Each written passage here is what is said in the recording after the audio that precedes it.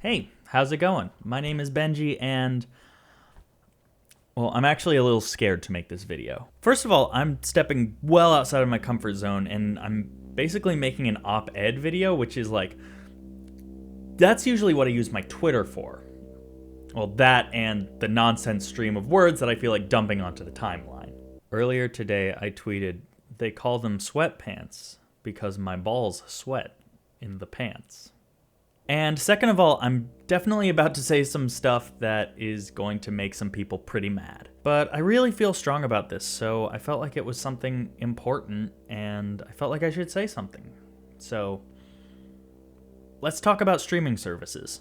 So there's a lot of discussion happening online right now, specifically about Spotify. Some high-profile artists like Neil Young are taking their music off of Spotify to protest Spotify's contract with Joe Rogan and the inaction in the face of misinformation.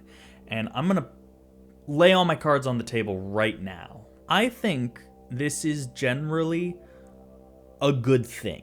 I think Spotify should have known or did know that by signing someone with a tendency towards weird conspiratorial thinking, they were gonna be on the hook for giving a platform to those types of thoughts. And I also think that their inaction to do anything about it in the face of a seemingly never-ending health crisis is really detrimental to society. I think it may have some part in prolonging that crisis, and I think that they should terminate that contract. So, goodbye to my comments. Because they are going to suck. But, now that I've said probably the most controversial thing in the video, that's just the backdrop for what I want to talk about. Because of this whole scenario, I've seen a lot of Spotify users, mainly on Twitter, sort of throwing out into the open that they want to leave that platform and go somewhere else. And I want to emphasize that, in my opinion, that's a good thing. I think that if you feel strongly about that, you should terminate your subscription and join a different streaming service. Like, if that's where your issue is, cool, great, I really recommend it. But in this decision, I've been seeing some really interesting comments from people talking about how they want to, if they're gonna leave Spotify, they want to find a streaming service that really pays artists better, respects the artists, and does things the right way. And,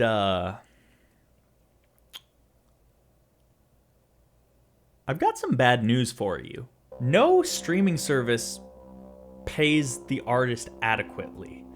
Not one. The way that streaming royalties are distributed is pro-company, but to the detriment of the artist. Okay, so here is a very unspecific layperson's explanation of how streaming services operate. So the way that the streaming business model is set up is that the streaming company works with larger distribution networks or labels to try to get the maximum amount of music onto their platform. There is sometimes an upfront cost. There may be label royalties that are paid upfront. They may cut specific deals like they did with Joe Rogan. But that is a calculated investment. They understand that the more music they bring in, the more listeners they have.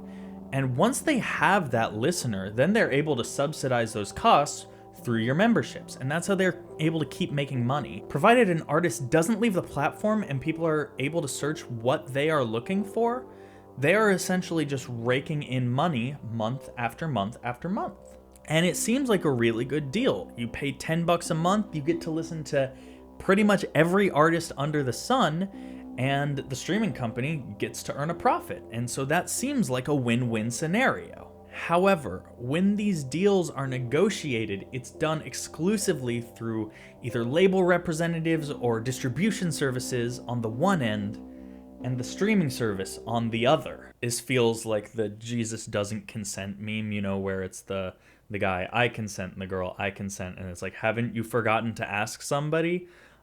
But the only one getting boned here is the artist. So that, combined with how many of these contracts were negotiated decades ago before it became clear that physical media was not going to be the future of music, that has led to some incredibly low artist payouts per stream. And sometimes your label takes a giant chunk of that already stupidly small amount and then removes your music from streaming services when you try to get a better contract. So if you're considering leaving Spotify over the Joe Rogan issue, I encourage you to take that step. Again, it feels like the right choice to me. But if you're concerned with artist wages, streaming is not your solution. Now, I'm going to be 100% honest with you. I use streaming services. I am an Apple Music user. I have been a Spotify subscriber. I didn't change due to this situation, but I changed a couple months ago. And I don't plan on ending my subscription anytime soon.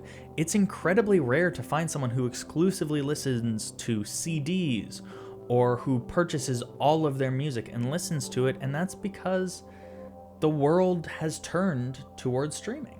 And despite my own personal issues with this whole Joe Rogan situation, my music is still up on Spotify, and that's because I am a very small artist. The only way most people would hear my music is through Spotify, because Spotify holds a very large market share of music listeners. I only have 54 monthly listeners, and that's still the biggest number that I've ever seen on anything I've ever done. And to a point, I do have to thank the accessibility and the general adoption of Spotify for that small audience. However, exposure doesn't pay the bills. And what most artists are banking on is that someone will enjoy their music enough and then will actually spend money, whether that's purchasing a ticket for a show or a piece of merch, or a vinyl record, or a CD, or buying their music on Bandcamp. They are not counting on streaming for that money. So, to the hypothetical person who wants to ditch streaming and wants to know how to support the artist, what can you do? Well, first of all, find their Bandcamp. Purchase their music there if they have one. If they don't have one, or if you don't want to pay the fees that Bandcamp takes away, reach out to the artist directly and ask them if they have a PayPal or a Venmo. If it's a larger artist, they probably run their own website or store that you can purchase from. Purchase their merch, purchase their music, or just literally donate for no reason.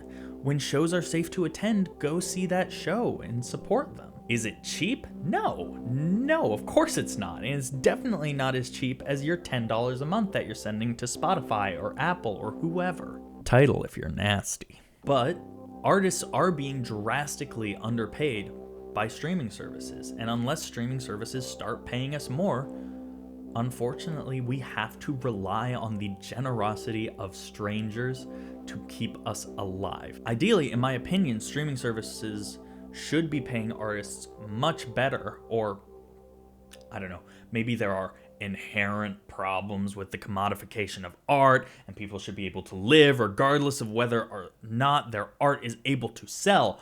But if we're not going to try to fix that, streaming services need to pay the artist fairly. Now, I have a complicated relationship with charging money for music in the first place. On the one hand, I have put a lot of time and a lot of money into my setup and into learning music, and I think that artists and everyone should be compensated for their labor. However, I am also very against keeping music out of the ears of the listener. People should be able to enjoy music no matter what your walk of life or your financial situation is. You should have access to music. I think it's a beautiful thing, and I think everyone deserves to hear it. But if you are willing to pay money to listen to music via streaming and you want to support the artists that you love, I might recommend trying a different avenue other than streaming.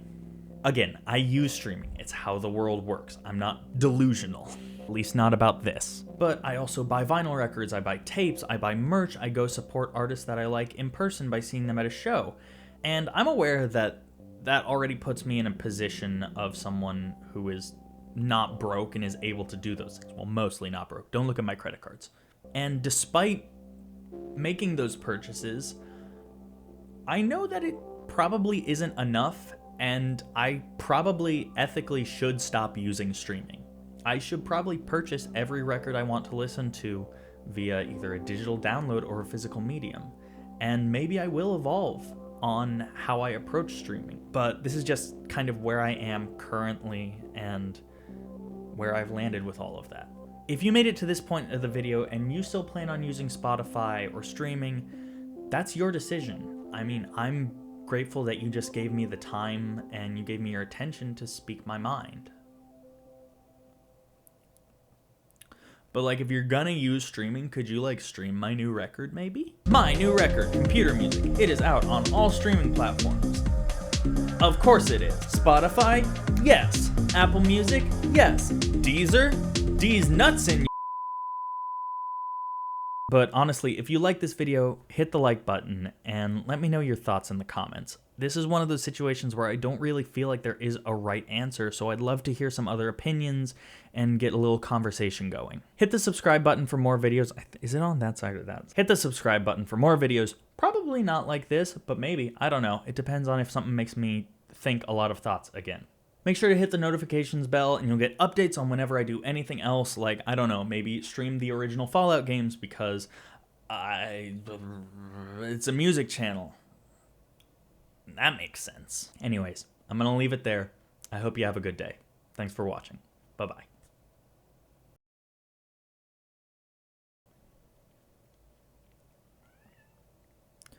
Cupcake, give me a few. Thank you.